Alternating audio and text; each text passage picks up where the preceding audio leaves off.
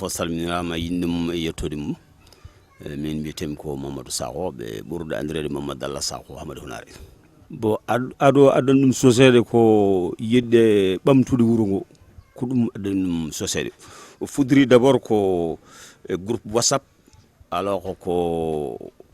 yewtere tan wonno hen yewtude tan bon et puis caggal muɗum ɓe mbi yoɓe mbaɗ ɗum jeunesse nde waɗa jeunesse e nder hen yimɓe ne gara yimɓe ne naata hen joom haqqillaji juɓɓuɗi no fewi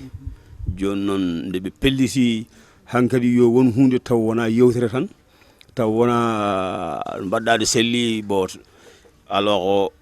joom haqqillaji ɗi gaddi yo waɗe association taw association ena woni fedde taw ena nafa wuuro ngo quoi ni woni ɓe pirti ko ɓe mbaɗno ko ɓe mbatti ɗum agir pour développement de Hamadou Hunare.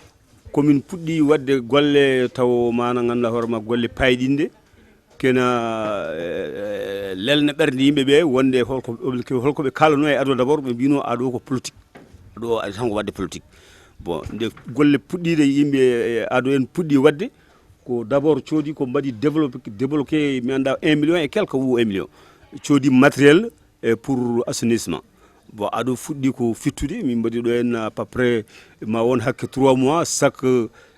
samedi je crois que amin pitta guiley sukaɓe worɓe ha e rewɓe e mawɓe janti hen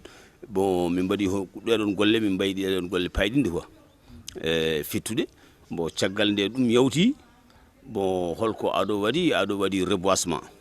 je crois que ko année passée quoi nde ndungu fandi nde on saha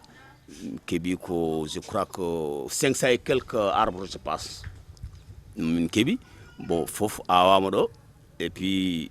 ene sinno ni ko law wonno eɗen mbawno yaade e liyeji ɗi ene woodi ko heddi hen ko wuuri ene woodi kadi ko maayi hen saabu leɗɗe kam ko noon tan wayi quoi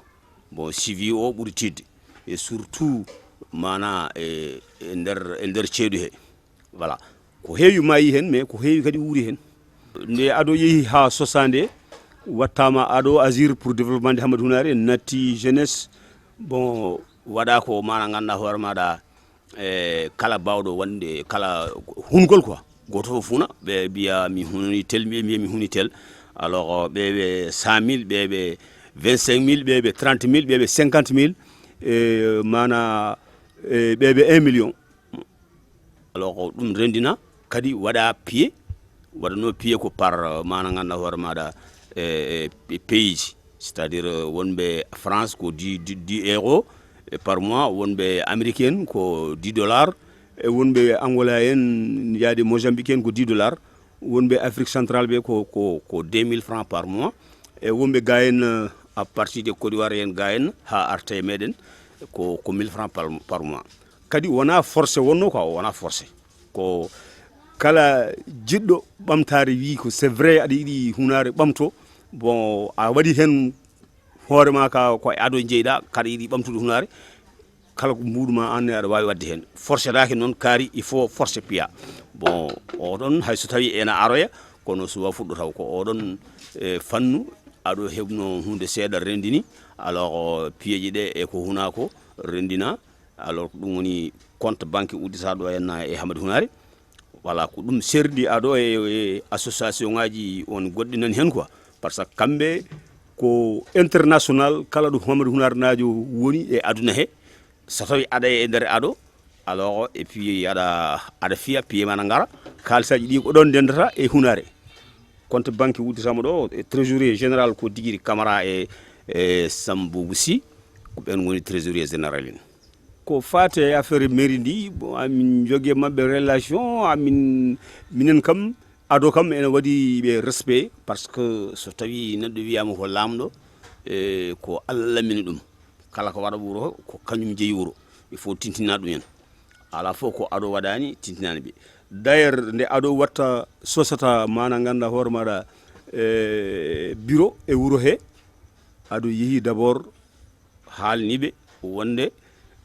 association ene woodi ene wiye agir pour développement de Hamadou Hunare représentant ji mumen dani bon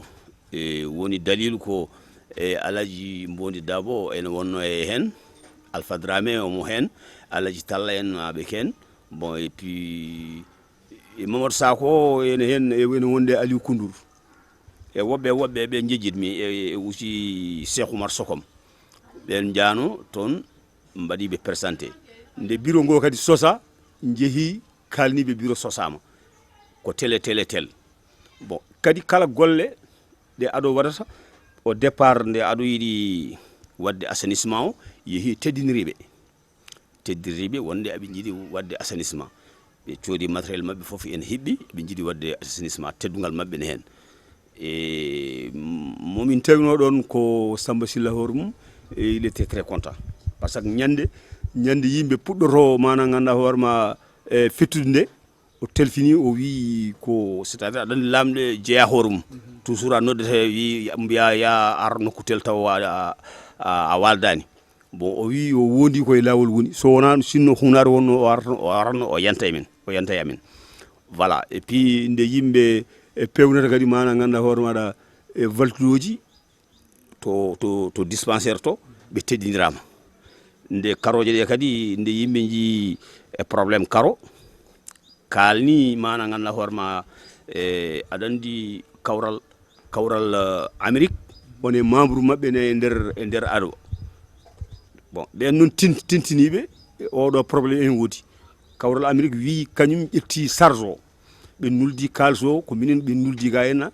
e minen daari golle ɗe nde kalis o ari kadi min tintini mana ganduɗa hoore maɗa mairie min kalni kadi mana e kawral représentant kawral France wonɓe ɗo henne ɓe ko minen fof joddi e ɓamdi peeje e holno golle ɗe potata yaade donc minen amin mbaɗiɓe respect total amin jaaha min kalnaɓe kala ko woodi min kalnaɓe kala komin jiiɗi wadde kadi min tintinaɓe nde récépissé mana ganduɗa hoore maɗa adir yalti ɓe kalnama alors wonɓe dow ɓe kadi e wonɓe l'extérieur ɓe kadi eɓe compotiri mana e monsieur le maire Amadou Kane e kala komin jiiɗi wadde hayso tawi projet momin jogui emin jogui azone no jogui projet yidde wadde mana ganduɗa hoore maɗa golle e nder dispensaire he bon ɗum kadi ɓe tintinama ɓe bindama lettre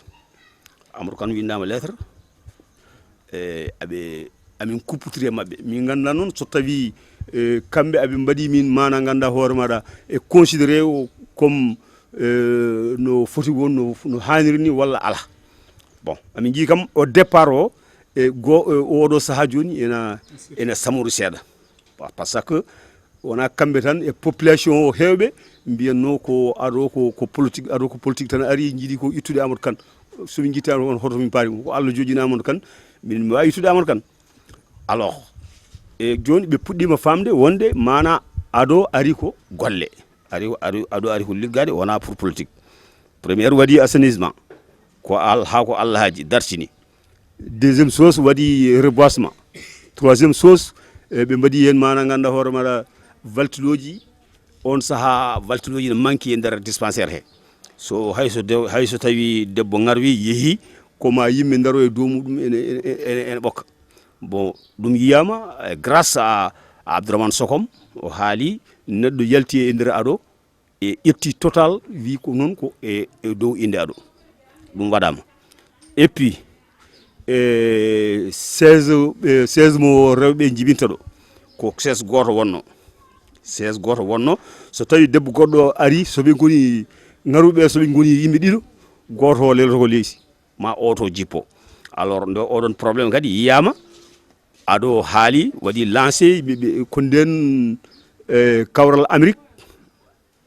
kamɓe ƴetti charge muɗum kadi nuldi kalis o kañum e korowo fof o waɗata total joni ko sa namdima rewɓeɓe aɓe gandi ko 16 uji ɗiɗi gon toon tout est complet mi haalde Amadou Kanté ko représentant kawral France au niveau de Amadou Ounari bon e Alpha Dramé ko comment adresse double face so welama ko ado so welama ko